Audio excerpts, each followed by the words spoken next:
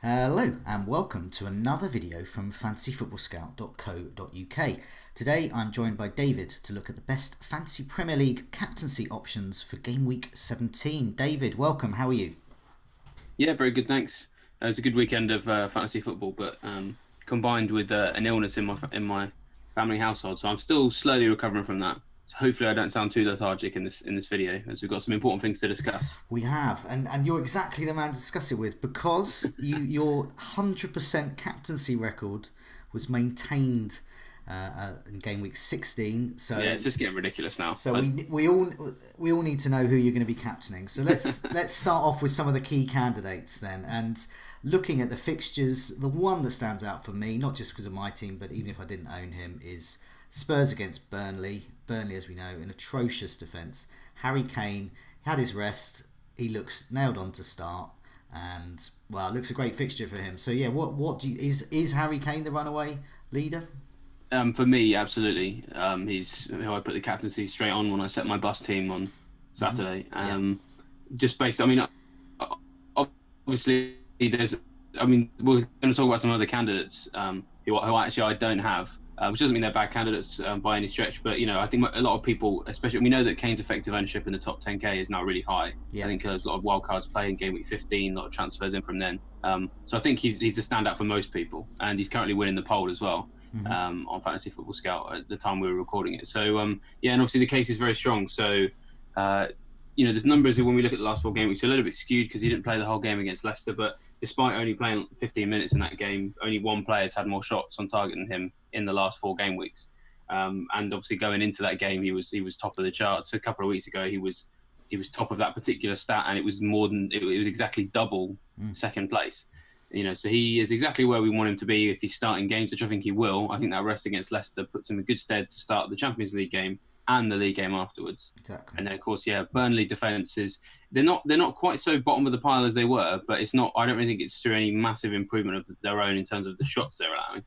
It's just a case of Bournemouth had been particularly worse. So by every analysis of the Burnley defence, there's still going to be a lot of chances for Kane to I think have a good game week. No, I agree. I mean, I think it can give the appearance. The last game week can give the appearance that Burnley are improving defensively. Perhaps they are, but they were against Brighton, who were very weak in attack away from especially away from home as well. Yeah, and of course Bournemouth's defence is in free fall, and Liverpool really exploited that. But once again, they were against Liverpool. They were against a very potent Liverpool attack there, particularly with Mo Salah. Looking at the last four game weeks, shots in the box conceded. Burnley still up there with Bournemouth.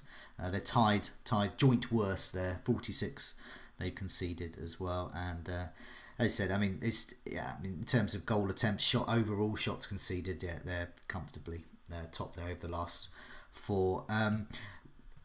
If we don't go for Kane, there are people without Kane. Perhaps they've gone for Aubameyang. Perhaps they want to keep Salah, and they're looking for a cut price option. What about Son? Now he has impressed of late. 3 goals last 4 game weeks, 16 goal attempts in the last 4 game weeks. Meanwhile, Kane is on 11. Obviously, he's only played 3 and a bit matches there, so he's pretty much matching really in underlying stats what Kane's doing. Yeah, Son a good alternative for non-Kane owners. Yeah, absolutely. I mean, when we're talking about differential captains, he's got to be one of the best that we've had in a while, because it's not just a case of he's poorly owned. It's a case of he's behaving in the underlying sense like a premium asset that everybody's got. Because as you just mentioned there, performing very, very well in the last 4 game weeks for shots and shots on target especially. And like you say, he's matching Kane in terms of sort of per minute, and obviously he's got more than Kane in the last couple of weeks because he's played more games than him.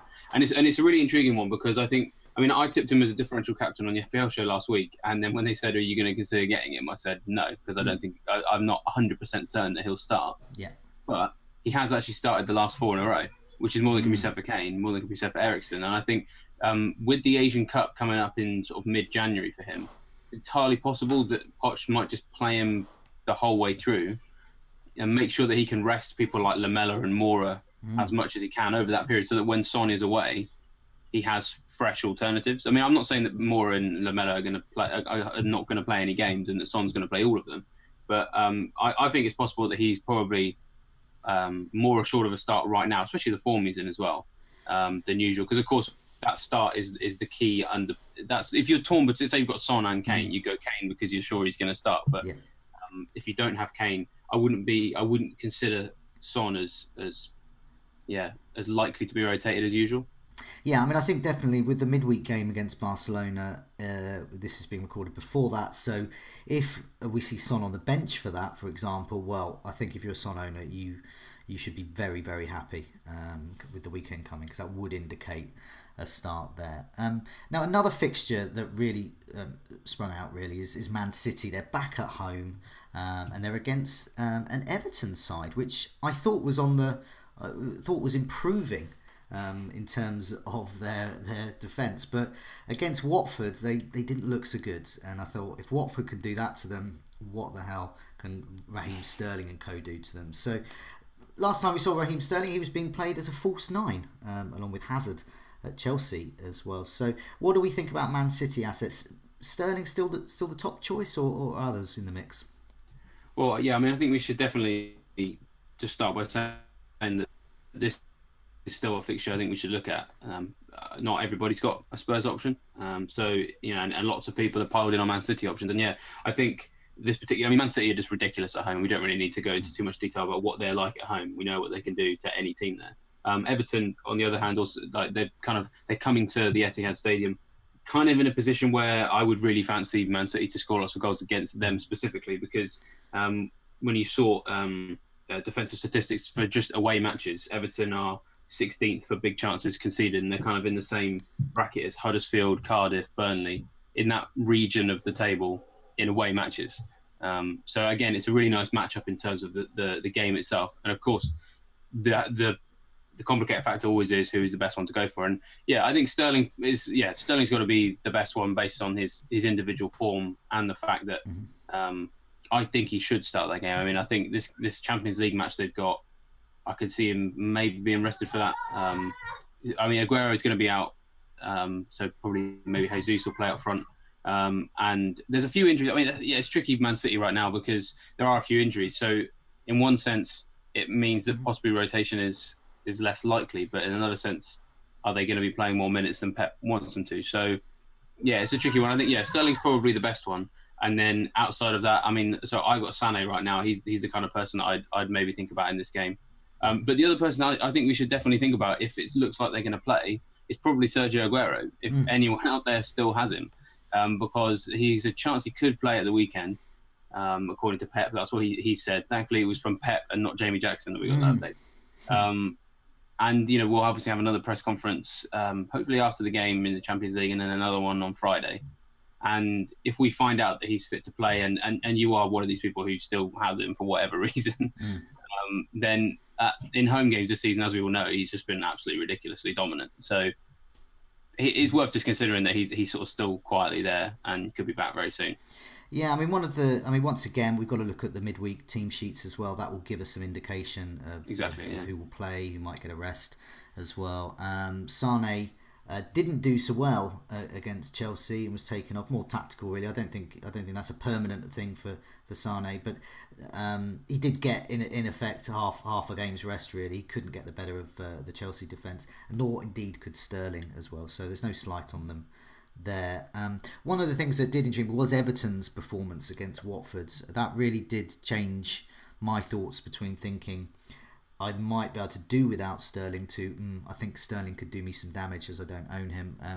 So Everton conceded 15 shots in total against Watford, and 11 of those were from close range as well. I thought that if Watford can get a couple of goals from that, what the devil can Man City do? And the conclusion is quite a lot. I mentioned Hazard as well. He, like Sterling, he was deployed as a false nine as well. So he's up against Brighton. Now this could be a good game for him. I don't know if you can remember, cast your mind back to last season. Chelsea ran out comfortable isn't the word. They absolutely hammered Brighton 4-0. Could have been much more. Hazard scored a brace and came away with a huge points haul there. I think you'll be looking forward to this fixture. What do we think about Hazard this week? Quite a nice differential to those perhaps going for Kane. Also, do we think he's going to start as a false nine again? Yeah, it's an interesting one. I think if you've still got Hazard, you clearly think that he's worth having over the likes of Sterling or Salah, because I mean that we've all had Hazard, and those who have wanted a Man City midfielder. So I mean, I sold him for Sané, for example. A lot of people did that. Some people sold him for Sterling, depending on how much money they had. If you still said I want to keep Hazard, then I guess you have to be considering him as a captain candidate most weeks. And as you say, against Brighton last year, did very well. The funny thing is that was the week I sold him last year after he trolled me so much over sort of the January period. I had enough, so I sold him that morning, and then he rewarded me with something like an 18-point haul, as he traditionally does when people sell him. So Yes. maybe that could happen again. It's a real heart sink moment. One that Yeah, Salah ditches would have exactly. experienced on Yeah, Saturday. a lot of people have had that, haven't they? But I mean, I think yeah, whether or not he starts in the false nine, I don't know. It's an interesting one. I mean, obviously, they beat Man City with him in that position. So, I mean, it's hard to say that it didn't work. I think one particular point on Hazard is a lot of people have ditched him, myself included, because while his creativity has been very good, so last 4 game weeks, he's top for chances created. We've all sort of said, well, the people around him, they can't finish. Like Early. Morata, they're not really goal scorers. Well, Hazard has 4 assists in the last 3 game weeks. So the creativity that he's showing is still being converted into attacking points. So there's a lot of reasons why if you've got Hazard, then I think you should consider him. Okay. Yeah. No. I mean, the goal attempts there are quite something for Hazard as well over the last four with those 11 shots as well. So that's on a par with Kane. Obviously, he's had a few more minutes than Kane, but yeah, that is yeah. I mean, he's got that full complement of points. So he's got the goal scoring ability, the creativity for assists, and of course bonus as well. And it depends whether people are really into the history repeating itself, and they'll look back at that Brighton game and assume exactly the same will happen again. But yes, perhaps they will. In current form, they definitely could. Now another top flight team, another top flight team rather, with a great fixture is Arsenal. Playing Southampton, and Aubameyang only got an assist last time out, but he looks another good option. Do you think for this game week as a captain? Yeah, I think that this is the kind of game that I'd rather captain him in than the Huddersfield game. So I mean, I was a little bit of a naysayer for Arsenal in that particular match, and it was mainly just to do with, and it will sound weird, but it was mainly just to do with Huddersfield, Yeah. because they kind of came into that match not really in a position that looked like they were going to get smashed, because they weren't in the same bracket. When you looked at their the underlying data for their defence, they weren't really in the same bracket as your Burnleys, your Bournemouths, and your Fulhams and your Southamptons, who obviously Arsenal are playing this week. And I think that they've obviously got this new manager, and he's defensive improvement has got to be high on his list of priorities, because their defence under Mark Hughes was just atrocious. But does he have the personnel to achieve that? I don't know. I don't really rate a lot of the players that he's got defensively there. But also, it's just the fact that it takes time.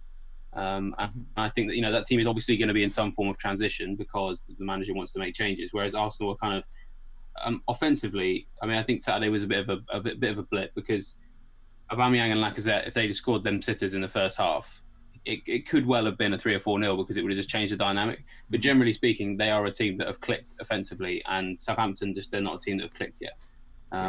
So while Aubameyang and Lacazette, I mean, the reason that I've not really looked at either of them in recent weeks is that their underlying statistics aren't that good in terms of, or rather, I mean, it depends how you look at it. It's an opinion, really. I mean, they don't really compare with Kane, for example, because they don't shoot very often. Yes, maybe they're accurate when they do shoot. If they're not shooting as much, then it doesn't matter if they're accurate if they're not shooting. But in a game like this, they will get the chances, and I think after kind of only just kind of tumbling over the line with a 1-0 win against Huddersfield, they'll be going all guns blazing for this.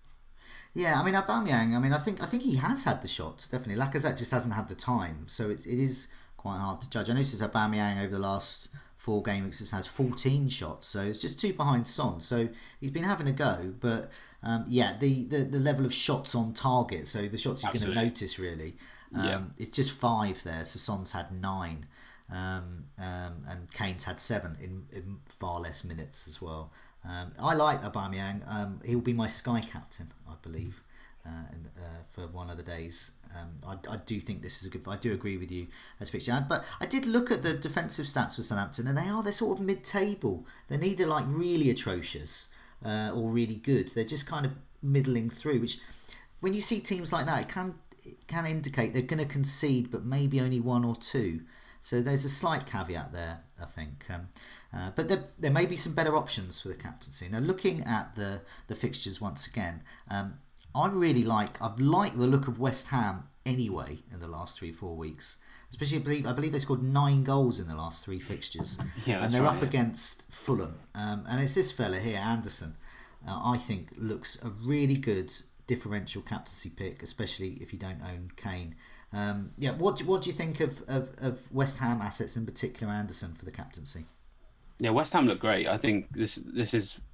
I can't remember a West Ham team that looked this consistently attacking for a very long time. I think they haven't won 3 games in a row by scoring 3 goals in each one since the 80s or something, was what came out of the weekend. So I mean, this is quite a good West Ham team, even by their own standards. So and Anderson looks great. Obviously, he's become the new West Ham poster boy amongst FPL managers since Arnautovic got injured for obvious reasons, because he can't stop scoring FPL points. I really like him. I think if you are looking for a really left field captain worth considering, I would like to just raise 2 others, because actually, and this is coming from someone who can't really find a way for Anderson into my team, just because of various things I want to fix, and sort of the pricing of other players, etc. Snodgrass and Chicharito also look like really nice options as well. Just some of the numbers that they've been posting. So Anderson is the most expensive, and I think with good reason, because he seems to be offering creative ability and goals. But Chicharito's had more shots inside the box in the last 4 game weeks than Felipe Anderson, and has played less minutes. So obviously his minutes per shot inside the box is better, and he's a lot cheaper. And then on the other side of the game, Robert Snodgrass, 11 chances created to Anderson's 4.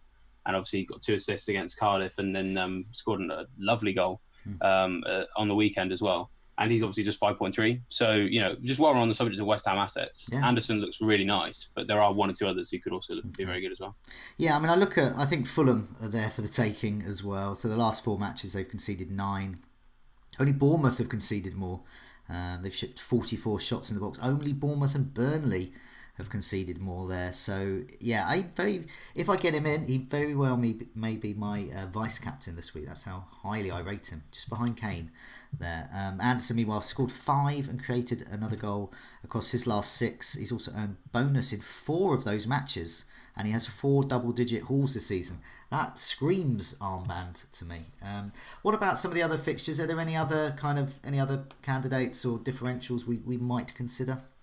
Well, I mean, I think Liverpool in this video have been conspicuous by their absence thus far, and I think it's just worth talking about them, because obviously there's already a lot of people who've signed Salah because he's banged in a hat-trick against Bournemouth, which is just the nature of FPL, isn't it?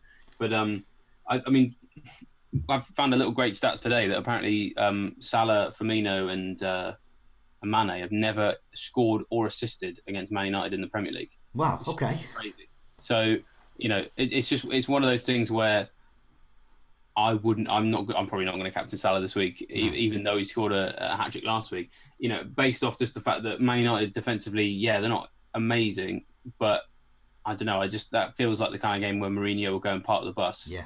And it might work, which is weird because they haven't, 2 clean sheets this year. It kind of makes you think that they could go through them, but it's something about it's always unquantifiable with Mourinho. It's something about the occasion of some of these particular matches that just changes it completely, and you have to see it in isolation rather than look at what they've been like in the form book, because they seem to be the kind of team that can turn up against most of the other big teams apart from Man City. And then the reason that everybody thinks they will capitulate is because they've done that against Southampton, or they've done it against Newcastle, or they've done it against West Ham. Yeah, that seems to be the way they're playing this year. So I don't really think there's a lot to offer for Liverpool assets in that game. No, it's not the kind of game I'm going to sell them for. Probably not. But when you've got the likes of Spurs at home against Burnley, Man City against Everton, some of these differentials like Anderson or some of the West Ham guys, it's probably not worth considering a Liverpool option this week for the captain. Yeah, no, I'm going to play Robertson this week. I think that's going to be if we were to play the guess the 0-0, that looks like a 0-0. And Mourinho's form, irrespective of that hat trick. Yeah, I think there's some great options there. I mean, for you and I think it's mainly about Kane, but I think there are some really strong alternatives there, particularly amongst Man City assets, Aubameyang as well, Hazard, and Anderson as well, and in fact a whole bunch of West Ham assets. Really, really nice differentials there. But for now, David, thanks so much for your time, and good luck with the game week. Cheers, and to you as well.